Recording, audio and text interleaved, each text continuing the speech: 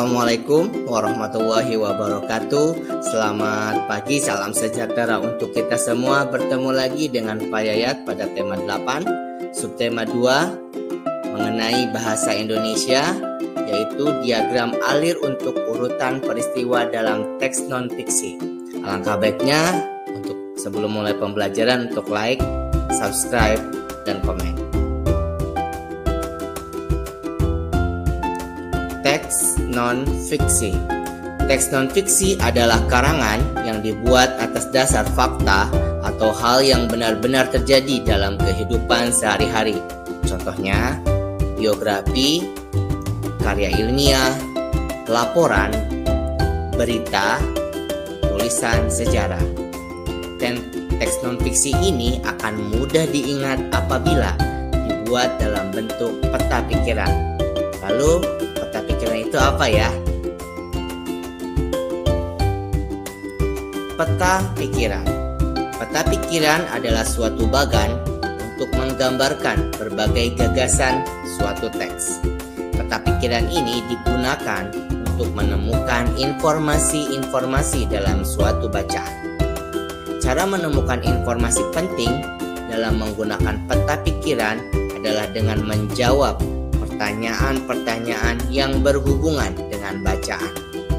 Peta pikiran ini merupakan suatu metode yang menggunakan kata tanya 5W 1H. Kata tanya tersebut adalah what, apakah, who, siapa, when, kapan, where, di mana, why, mengapa, dan how, bagaimana. Cara menentukan urutan peristiwa dalam teks non-fiksi. Yang pertama, bacalah teks dengan seksama. Yang kedua, cermati tiap-tiap paragraf. Yang ketiga, perhatikan waktu serta kejadian. Yang keempat, catatlah kejadian yang terjadi secara urut. Baik anak-anak, silakan buka halaman 53 sampai 55 ya di buku paket kamu, di buku tema kamu. Nah, yaitu mengenai siklus air tanah. Kemudian kamu tuliskan urutan peristiwa pada teks tersebut.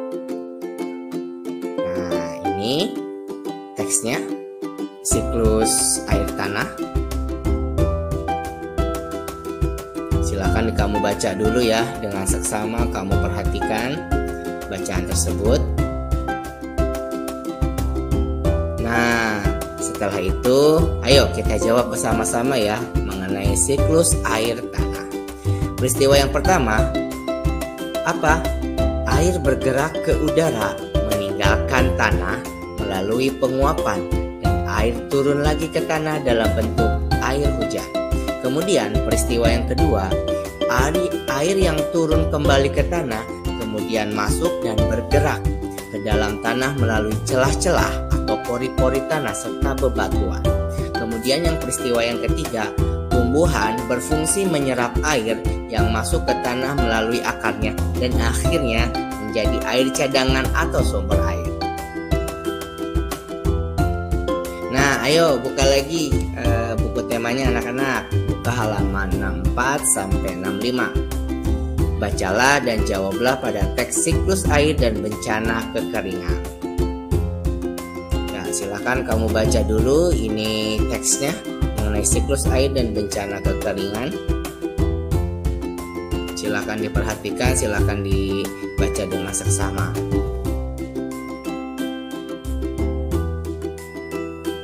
Nah, ayo kita jawab sama-sama ya. Nah, di nomor 1 pertanyaannya, peristiwa apa saja yang terjadi pada teks siklus air dan bencana kekeringan? Yaitu peristiwa yang terjadi antara lain siklus air, penguapan air, hujan, aliran air atau air mengalir, kemudian terjadinya air tanah.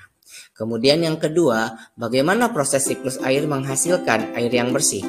Jelaskan. Pada proses siklus air, ada tahap penguapan air dari permukaan bumi. Bisa berasal dari laut, sungai, danau, atau dari genangan air lainnya. Pada saat penguapan air, kotoran pada air akan tertinggal. Uap air yang naik dan membentuk awan merupakan uap air yang bersih. Saat awan menjadi mendung, lalu turun menjadi hujan, air yang turun merupakan air bersih.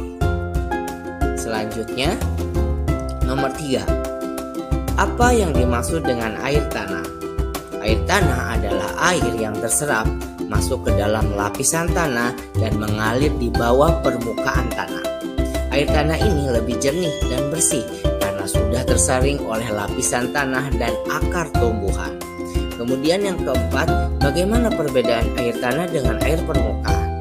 Air tanah lebih bersih dan jernih daripada air permukaan karena sudah tersaring oleh lapisan tanah dan akar tumbuhan. Kemudian nomor 5, mengapa air permukaan biasanya lebih kotor dibandingkan dengan air tanah? Jelaskan. Air permukaan lebih kotor karena mengandung lumpur dan benda-benda lain yang terbawa aliran air di permukaan tanah. Kemudian nomor 6, apa akibat dari musim kemarau yang panjang? Air permukaan dan air tanah menyusut. Kekurangan air akan menyebabkan bencana kekeringan. Baik, itu saja yang dapat saya sampaikan pada tema 8, subtema 2 mengenai muatan pelajaran bahasa Indonesia. Kita ketemu lagi di lain kesempatan ya. Wabillahi taufiq wal hidayah. Wassalamualaikum warahmatullahi wabarakatuh.